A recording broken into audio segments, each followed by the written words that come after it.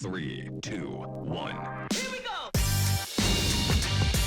Welcome to ASD Market Week's YouTube series, Retail Revelations Inside the Deal. This is your all-access pass to the world of buying and selling in the retail space. We're getting candid and having real conversations on what it takes to get the deal done. This is Retail Revelations Inside the Deal. Hello and welcome to Season 3 of Retail Revelations Inside the Deal. I'm your host, Stephanie Beringhele, and this season we're kicking it off hot. We're trying a new kind of guest, somebody that is more within the marketing space, so not our normal speaker. I am very honored and excited to introduce Nicolas Martinez. He is the Senior Vice President of Marketing at VENDO. Yeah, thank you, Stephanie. Pleasure to be on here. Of course, known about ASD for many years, yeah, looking forward to talking through some of the different nuances of omnichannel with you today. So this has been a process. So you and I met actually at the Prosper Show, which is an Emerald sister show of ASDs. And we met at the booth. And at that point I was like, oh, I need him on the podcast because he has so much intel and scoop that I got to get him on.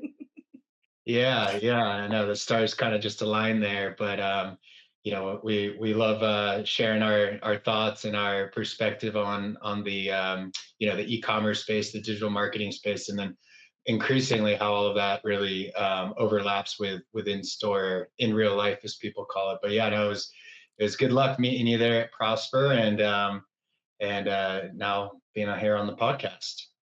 So for our audience, we're really going to dive into omnichannel and just the full experience of how you can optimize channels and get traffic and distribution to optimize sales. So before we dig into that, give us a scoop of you, your role, and of course, what is VENDO? Yeah, definitely. So as you mentioned, I'm Senior Vice President of Marketing here at VENDO, basically oversee the marketing department as a whole. And VENDO is a full service digital growth agency. A few years ago, we used to position ourselves as a marketplace growth agency. So, that's really the bread and butter of our origin story. We've been helping brands grow on the digital shelf for over a decade now. However, in recent years, our scope of service has really grown tremendously. Part of that has been, kind of what we're going to be talking about today, which is, how do you approach all the different channels that you can be selling on? How do you think about them differently? How do you strategize about them differently? And really, that's kind of the future, but also the present for us here at VENDO. A little bit more about that too is our sister company, Team Direct Management. They've been one of the top brick and mortar retail brokers, boots on the ground in Bentonville for Walmart and Sam's Club for about 25 years. We actually share an office with them in Bentonville. And VENDO really started as like an offshoot to Team Direct. We were managing all these great brands in store from, back then it was like Beats by Dre, 5-Hour Energy Drink, Vita Coco, right? All these big names, that team really helped on the shelf. And then there was increasing e-commerce support needed. And so that's kind of how VENDO started about a decade ago. And we've grown to be very much our own, beast of its own, as they say. We have 150 full-time teammates, most of which are based here domestically in the US. We're like your army of specialists. So like I said, I lead our marketing department, but we even go so far as segmenting advertising for marketing. So we have another team of specialists geared against the day-to-day of ads, right? Amazon ads, Walmart ads, paid search, paid social, you name it. Retail media, super important for today's conversation. So yeah, really, if you're a brand and you want to grow your online footprint, whether it's through marketplace, D2C, or the increasing number of advertising channels, we're your team. We're the boots on the ground, really working on that day in and day out. So tell me a little bit about your role. That's a hefty title. So what does your day-to-day look like and how did you get involved in it? Because I think I read something that you started earlier on in your career on eBay. I think you were 10 years old or something. So a young entrepreneur spirit. But Yeah. What does the role look like? Yeah, for sure. And it's funny too, because I was updating my LinkedIn bio like a year or two ago, and that light bulb hadn't gone off in my head really until that point where I was like, wow, like this has really come full circle, because yes, I did start doing e-commerce when I was 10 years old. No it was not just like a joke. It was pretty serious. I mean, as serious as a 10-year-old could take it. But yeah, I started selling on eBay when I was like in fifth grade. It started with just finding products around the house that, my stepdad had didn't have any use for. And so I'm like, let me put this on eBay. And then it kind of evolved into doing it for friends and family. But I always knew I wanted to do business. I always had an entrepreneurial spirit. And yeah, it's just kind of come full circle. I was kind of right place, right time, and ready to hustle here at Vendo. When I joined about 10 years ago, I was the third employee. Like I said, we're now a 150 people team, and I've done a lot of different things. I mean, I've worn pretty much every hat there is to wear when it comes to Amazon and e-commerce. But really, the last 5 years, it's been focused on building up our marketing playbook. How do we help brands win online through unique marketing strategies? Obviously, you got to have the fundamentals in place, but unique, innovative marketing strategies, especially when it comes to marketplace. A lot of people have a misconception of what you can and can't do, right? I can do this on Shopify, but I can't do this on Amazon. Really, we're all about breaking down those boundaries, flipping that power dynamic, and really just looking at anything online. I mean, almost anything, but definitely market as a D2C channel, right? Like if you kind of look at Amazon through the lens of like, okay, this is a D2C channel, what would I do? Oh my gosh, there's so much more opportunity, and that's where we have a lot of fun. So yeah, I mean that's I could go on for a while, but I'm sure a lot of it will come out in the discussion today. Well, it's what makes you so intriguing because for ASD, a lot of the clientele that we see, it's either generational businesses where now there's that fresh younger generations coming in that's taking over the business, or there's some entrepreneur who's just emerging. They've got a product and idea, and so we're at the very beginning stages of what does it look like today. So I want to get your advice on these companies that are expanding the business or just entering. What's something that they should be looking at as like a starter for having an omni-channel presence for their business? Yeah, it's a great question. And just a little bit more background about myself too, because I think it builds credibility. Is I've not only been working on the agency side for the last decade, but I've also been working on the brand side pretty much in parallel to the last decade of agency experience. So I again mentioned I was an entrepreneur. I've started different businesses, for fun and as a kid, and then in college, and then after.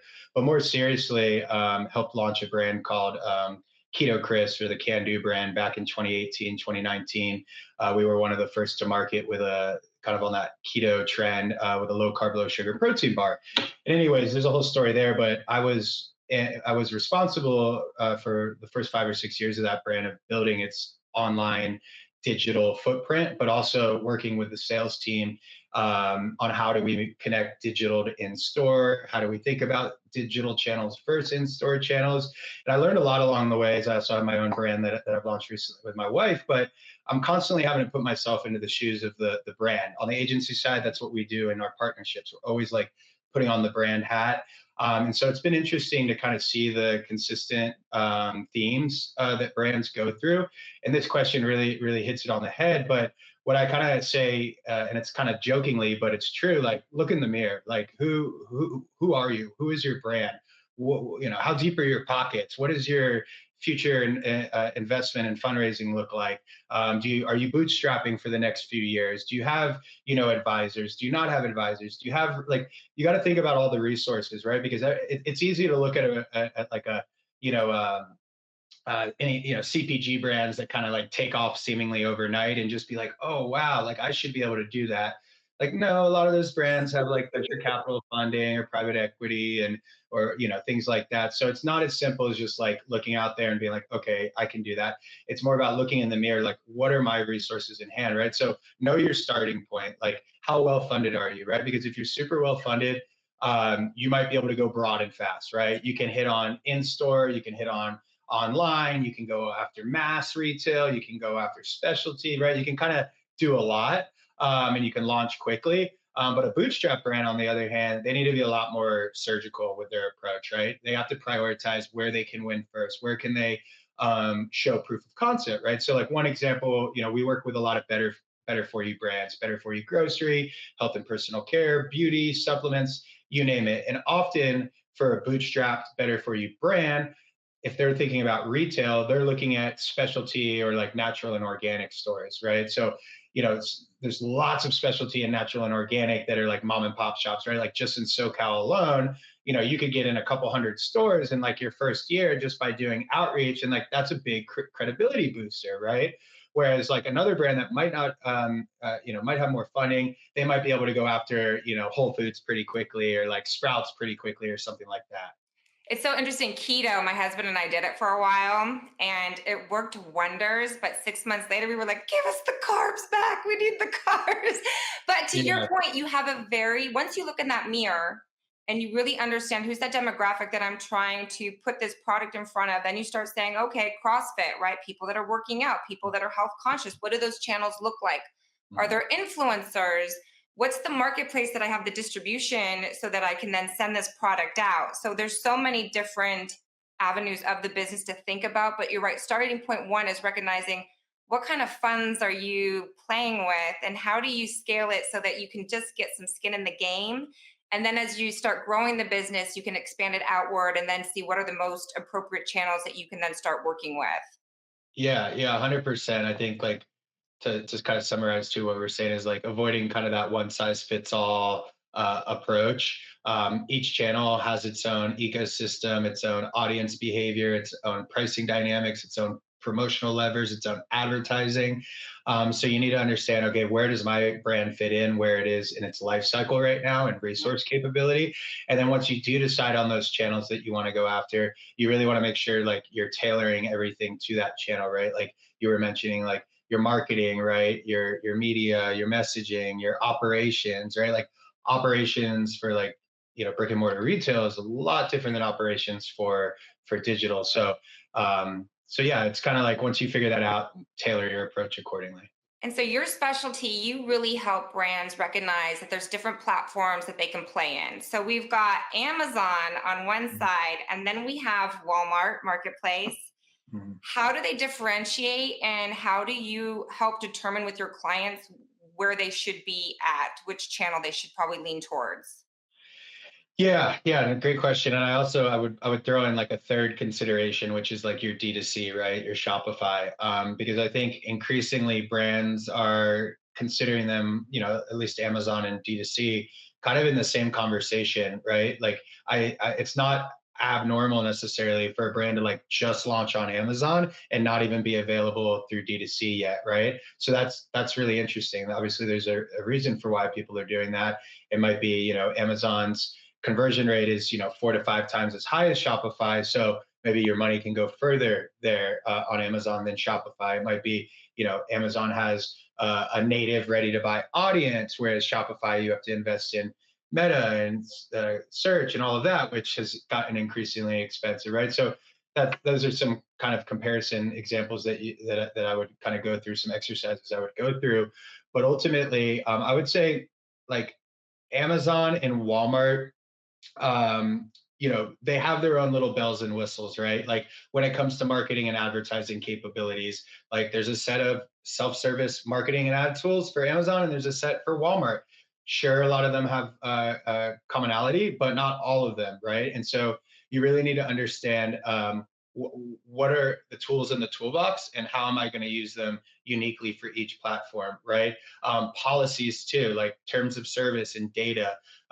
Marketplaces, anybody that's been selling on marketplaces knows that they hold a tight grip on data, right? But Walmart, being several years behind Amazon in its evolution, is a little bit looser over how data is used or what data they give you. For example, Walmart, you in marketplace, you get customer names and shipping addresses. Amazon used to do that. Now they've gotten rid of shipping addresses. So, there's a lot of loss there, right? So there's different things you can do with the different data points that are given to you, but there's also differences in policies that you need to be hyper aware about because Amazon, especially, they're not shy to take you down if you're violating their policies.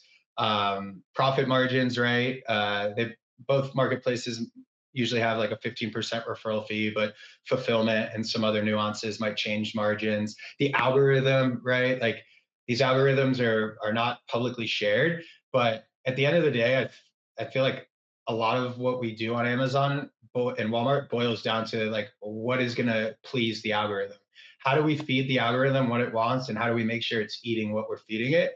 And if you do that right, you're going to see substantial gains in organic ranking, which means you're less reliant on ad dollars to drive awareness, clicks, traffic, sales. So yeah, algorithms huge. The psychology of the consumer also. Walmart. What is it? 90 or 95%, I think, of the U.S. population lives within 5 miles of a Walmart. I know out here in SoCal, like not as many people as I know are frequenting Walmart as much as like the Midwest or the South, right? So it caters to a different customer in some degree. Obviously, Walmart's trying to like, or maybe it's not obvious, but I see Walmart trying to break through kind of that perception and really just be like the kind of everything shop to everyone, Yeah. like Amazon has. I mean, can you blame them? They wanna catch up to Amazon, but yet there is still that OG kind of audience, right? That like they're like, oh well, instead of going into the store at Walmart, even though it's less than 5 miles away, I'm going to order pick up a delivery, or I'm going to order, from a fulfillment center on Walmart, and they probably don't even care where it's coming from, but they're doing it, right? So that consumer psychology is a little bit different. Like Amazon has a much more I would say Amazon still has a stronger intent to buy amongst the consumer. Walmart is more of a price sensitive marketplace. People think of that about Amazon too, but you've seen Amazon evolve with more designer and premium brands. So they're getting away from being so price sensitive. And then D2C, I look at as more of like a top of funnel brand awareness play, right? So when you're looking at, okay, where do I go, right? Like, do you have the money to invest in brand awareness? And if you do, then D2C is going to be great for you. But if you're more focused on like, let's drive sales, let's show proof of concept through sales, let's get data on who's buying, let's get reviews, like Amazon's probably going to be the better fit for you. And then just to round out the conversation too, or the response here is like, Walmart definitely a great option if you have getting in store at Walmart in your future, right? Like Walmart buyers, especially when you're a new to market brand with no brand awareness, like what do they have to base their consideration to work with you on? Well, you selling on Walmart, investing in Walmart already is going to go a long way. So here's a swivel, if you will. So Mhm. when we were at Prosper Show, I went to one of the keynotes and I thought it was so intriguing. And this brings up TikTok shop, right? And Yeah, it was Brian Porter. He's the co-founder of Simple Modern. And I don't know, were you at the session? Did you able to hear him? I don't believe I saw that one. Yeah. Okay, so it's so good. Basically, he has tumblers and he buys wide, meaning he used tumblers as a way to like feed your fashion sense. So we had different Mhm. colors and patterns, and he was like, "Here I am creating a tumbler, and I'm going to compete with Stanley." He goes, "No way! I should ever be able to compete with Stanley." He goes, Mhm. "But there was a customer out there that needed something that was a little bit more price sensitive." Because Mhm. it was very costly to get a Stanley. And he goes, and then the variety, they wanted to have that one particular pattern that they're like, that speaks to me. It's exactly Yeah. what I need in my life. And then he said the best thing that ever happened was social media because moms were going on TikTok and they were doing the whole let me turn my Stanley cup upside down and see if it spills. Well, it was spilling, and then they had the simple modern one and they did it and it didn't spill. So all these moms that were at baseball games and soccer games, it became this thing and it went viral. Well, that helped them produce a lot of sales, and it just happened to be at COVID, and his distribution channel was solid. He had the product on hand and he was Yeah. able to push it out, and it all worked out well. So, the point of all of that being, social media is very interesting and it plays a pivotal role in making sure that you can get organic awareness of your brand. Do you work with your clientele on that aspect of the business? Yeah, certainly. So, and I'm glad you brought that up because our TikTok shop team would not be happy if I didn't mention TikTok. Yeah, we're very much as a company focused on TikTok Shop. We were one of TikTok Shop's first approved agency partners about 2-3 years ago.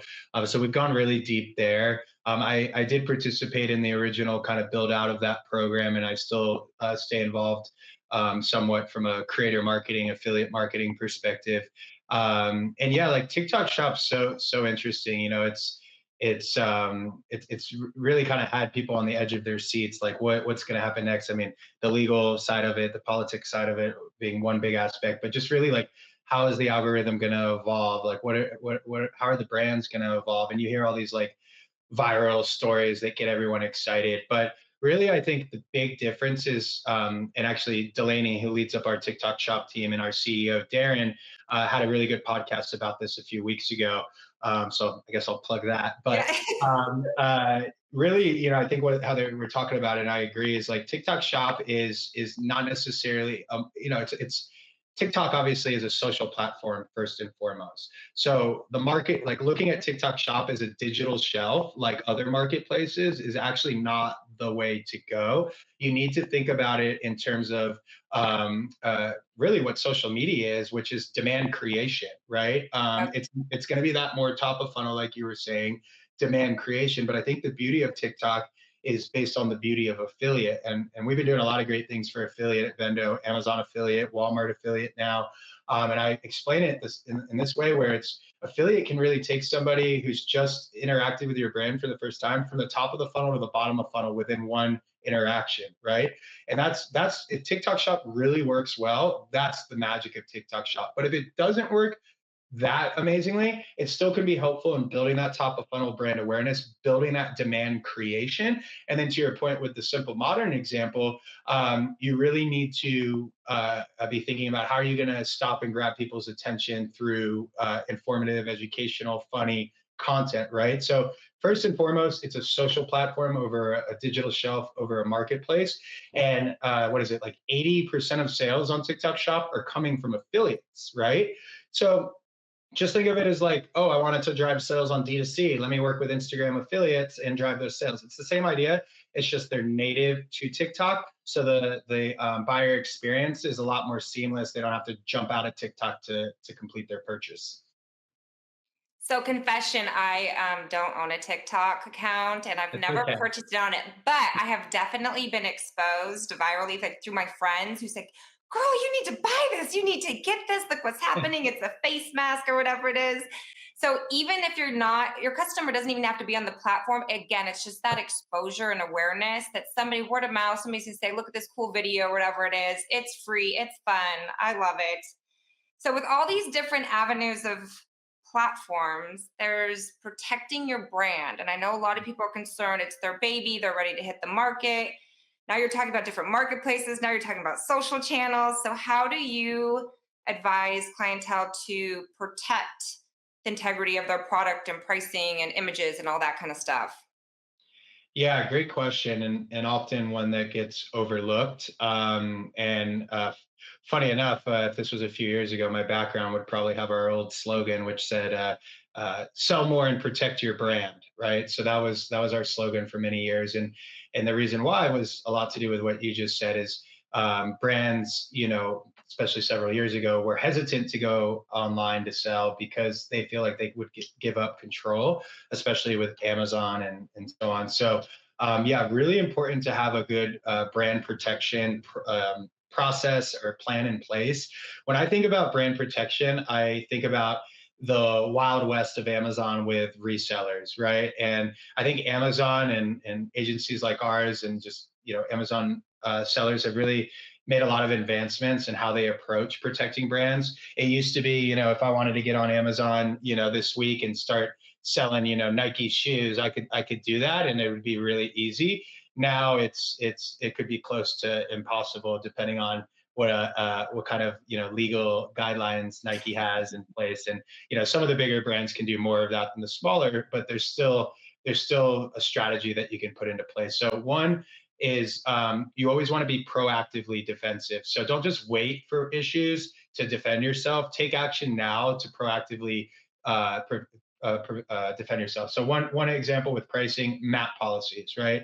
So this is pretty standard regardless of whether we're talking about digital or in store. Make sure you have a MAP policy in place. Make sure that your buyers are signing off on that MAP policy.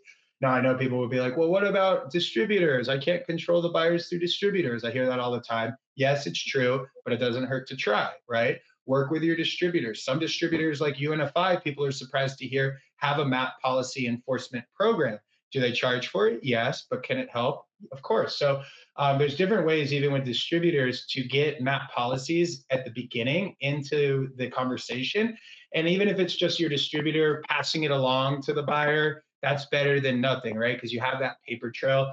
But what I would recommend is like, as you bring in new buyers, you have somebody sending them that MAP policy. Same thing with unauthorized reseller agreements. Unauthorized reselling is a can be a hugely devastating issue on Amazon. Like we've inherited brands sometimes where like 90+% of their sales are going to an unauthorized reseller. So the actual brand is only getting a small fraction. And like, yeah, those resellers purchased through that from that brand somehow, some way, even if it was through several middlemen, but eventually by the time it's gotten to that reseller, the margin has been diluted immensely. They're probably underpricing you. They're probably underrepresenting your brand image. So unauthorized reseller agreements are a really great way proactively. So basically what that means is now you need buyers to basically sign that they agree not to sell on any other channel online except for their .com, for example, or whatever channel that they're working with. They're like, yeah, we're going to sell you on our .com, and then you find out later most of their sales are happening against your own brand on Amazon. Like those are the types of things. And then even if this is already happening, you can still kind of go back and say, okay, we're grateful for your business, thank you so much, but check out our reseller agreement on our website. That's another thing. Have it on your website, like in the footer, so you always have a public place to point towards. But then also send them a document and ask them to like basically formally agree upon it. Some might get a little bit frustrated, but it's at the end of the day, you're doing what's right for your brand and your customers. Love the transparency and having it on your website so it's very clear in Mhm. terms of what your business's expectations are when working with other groups. So I love that part. So this one's kind of random. So I go on Amazon and I find a shirt. Woo! There's 8,000 reviews, right? And they get a 4.3. I'm all in. 4.3, price is good. Yeah. It seems like this product is going to fit me just fine, and I get it next day, even better. So when you work with your brands, do you talk about the benefits of having quality product where it doesn't have to get the 5 stars all the time, but you do need to have feedback where people will say, I like the product, I enjoy the product, and have some kind of feedback so that others are inspired to purchase it? Yeah, yeah, 100%. I mean, reviews are absolutely critical online, especially for products that, like food products where you can't taste them, or skincare, anything where like it's hard to really know without actually having the product in your hand. But yeah, regardless, reviews are massively critical. And so, yeah, I mean, obviously we'd love to work with brands that just already have excellent products where, negative reviews aren't a big deal. But at the end of the day, even brands that have excellent products, it can be excellent for someone and horrible for the other person. I see this with supplements all the time. I see it with grocery, where flavor and taste is subjective. Yeah. So there's a lot of ways to combat that, but reviews is going to be one of the best ways to combat that. Amazon and Walmart each have their own like list of approved review partners. I mean, really for Amazon, it's just their own program, Vine. Walmart has a list of like 7 or 8 different programs. So we manage those programs for our brands. Some of them you sample before the product's live. Some of them you sample after the product's live. There's a lot more flexibility with Walmart, but yeah, we're always keeping our eyes on the prize when it comes to reviews, whether generating new reviews or combating negative reviews, because believe it or not, there's a lot of malicious competitors and bad actors out there, and it's not completely abnormal to have your product go live and then you just hit with a hurricane of negative reviews, and you're like, what's going on? And so our account health team is really savvy on detecting those things and submitting them to Amazon for review and investigation, and ultimately getting them removed because Amazon decides, oh yeah, this is a bad actor out here. They actually haven't tried the product. They're just trying to dilute the rating. No haterades allowed. We don't like the haters. They need to move on and go find something else to spend their time with. So, in the beginning of this conversation, we were talking about understanding your budget. And so, when we Mhm. talk about advertising, it's a huge component, huge undertaking for companies to get the brand out there.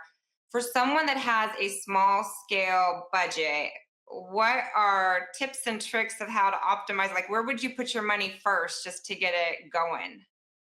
Yeah, definitely. So for Amazon, with a limited budget, really you just want to keep your CPCs as low as possible. I mean, even to take a step back, like on Amazon, the typical kind of rule of thumb approach, and this could be applied to Walmart too, because they both are algorithmic search engines, is you kind of have to graduate your way up. So, if you're a alternative pasta brand, for example, right? And your number one keyword, if you could be at the top, was cleans pasta, right? And that's probably not even too big of a search keyword, but let's just say clean pasta or low carb pasta is probably bigger, right? That keyword might be too expensive for you right now. So you have to think about, okay, what are the longer tail keywords that have much less demand, but I can dominate quickly and basically own that keyword. And really on marketplaces, keywords are markets, right? Like each keyword. So you might look at, okay, it's too expensive right now for me to advertise on low carb pasta. So let me advertise on low carb, low sugar pasta, or low carb, high fiber pasta, or low carb keto pasta, because that keyword only gets like 500 searches a month and it's not too competitive. I can own that. And then as I got the money coming in, right? Because I'm now winning advertising, but I'm also winning organically. Now I don't have to invest in much on ads for that keyword, and I can reinvest that into some bigger keywords with higher cost per click. So you basically just graduate your way up as your financial standing evolves too. And hopefully, if everything's going right, as you're moving up in the market, your cash flow is increasing, your budgets are increasing, and you can start going over after some of those bigger keywords. So that would be kind of the keyword approach in a nutshell. From an advertising perspective, auto campaigns are really easy to just set up and let run. Like Amazon ads are massively complex now compared to many years ago. Some people argue they're more complex than like running meta ads. So an auto campaign is about as simple as it's going to get. It basically gives you a bunch of data that you can then take action on, and then category targeting campaigns are also going to be quite efficient. But yeah, auto campaigns with a kind of low bid catch-all approach for targeting, bring in a lot of data, and then work your way up as you take advantage of that low-hanging fruit. Love it. Heart of palm. That was your pasta, right? Heart of palm. You can see what's on my mind. Yeah, exactly. I know. I Keto, was like, heart of palm, pasta. I love all of it. And what I like about it is that you've gone through the process yourself personally yeah, while you're creating brands. And so you understand the nuances and the pain points of trying to get something out to market that people can purchase. So with AI, mm, AI is the number one topic on everyone's mind. I only use ChatGPT right now, but I'm taking courses so I can better verse yeah, myself because it is the future. Is there yeah. anything that stands out from the AI perspective of what you're telling brands that they should go into? Like, should they be using that to find out what those key searches should be for logarithms, or what do you think? Yeah. Oh man. There's so much that to speak to on that. And across our army of specialists, like I mentioned earlier, there's a lot of work being done. We have our SEO department working on what's the next integration of process for SEO. We have our copy team, our creative team, market. So everybody is doing so many things here at Vendo, and just like anywhere else. And I guess I could just speak to what's top of mind right now, because there's just so many ways to go into this. But coming out of Amazon's Accelerate Summit a couple weeks ago, AI was a common theme, of course, and something that we were playing around with in the last week that we're excited about is the AI Amazon Selling Assistant. Oh, So it's basically like a virtual assistant AI version built into Amazon, backed by Amazon's AI technologies, and you can go in there and ask it questions about strategy and tactics and competitive analysis and all these types of things. So that's pretty exciting.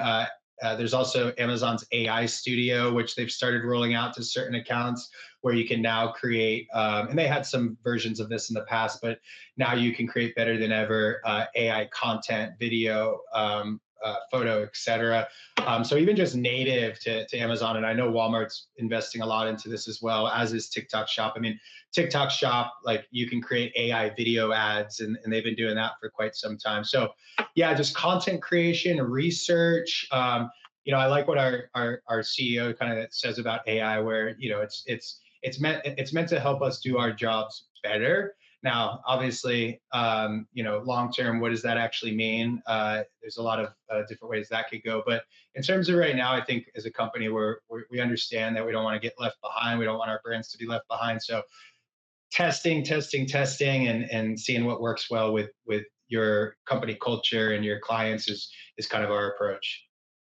Curious minds and having that growth mentality, it's going to be pivotal, especially within the industry, all industries actually. So I'm Yeah. glad that you mentioned that. So I think that to wrap it up, I want the best advice that you can give for an emerging brand to be successful in today's modern world. hmm Yeah. Yeah, I mean, I'd kind of bring it back to where we started, right? Which is like really just take a deep, hard look in the mirror and understand you really know like the situation that your brand is in, your brand or the brands you're representing, right? Like map your channel strategy to that foundation instead of just copying what others are doing, because those other companies are just most likely coming from a different place than you. So really, break down what do you have going for you right now? What are your strengths? What are your weaknesses? Kind of that old SWOT analysis, right?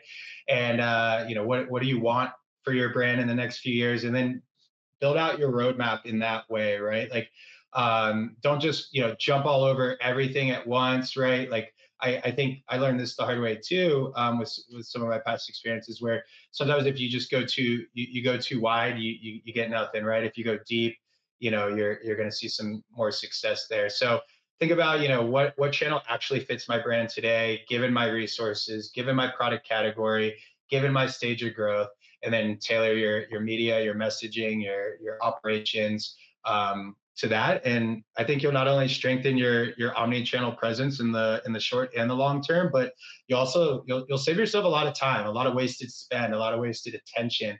There's just too much to be able to do right now. Like, you just got to remind yourself, like, it's okay to take a little bit of a slower pathway.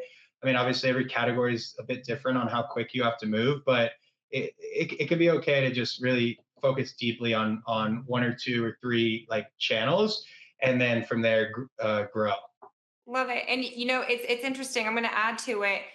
You're not alone. There's so many conferences and trade shows and ways that you can connect with like-minded thought leaders, that you can ask questions and brainstorm, put some ideas in front of people that are already familiar with the industry to ask those harder questions and just kind of formulate your own opinion that's based, like you said, when you look in that mirror, yours looks very different than everyone else's. So there's so many tools out there, but I greatly appreciate you coming on today to give us your expertise. And we're hoping to get you out for future shows so that way you can do panels or discussions, but TBD on that. Other than that, thanks for joining us. Yeah, no, my pleasure. Love talking about all this stuff. So happy to chat through it. For anybody that wants to continue the conversation, feel free to reach out. You can find me on LinkedIn, on the VENDO socials, the VENDO Velocity podcast. We put out a lot of content, so always happy to talk shop. And please believe all those links are going to be down below. So be click happy, go explore. Nicolas is your one. Nicolas, thank you so much. Yeah, you as well. Thank you so much. Thank you for joining us. We want you to be a part of the show, so let us know who you want to see and what stories you want to hear. Leave us a comment and make sure you like and subscribe.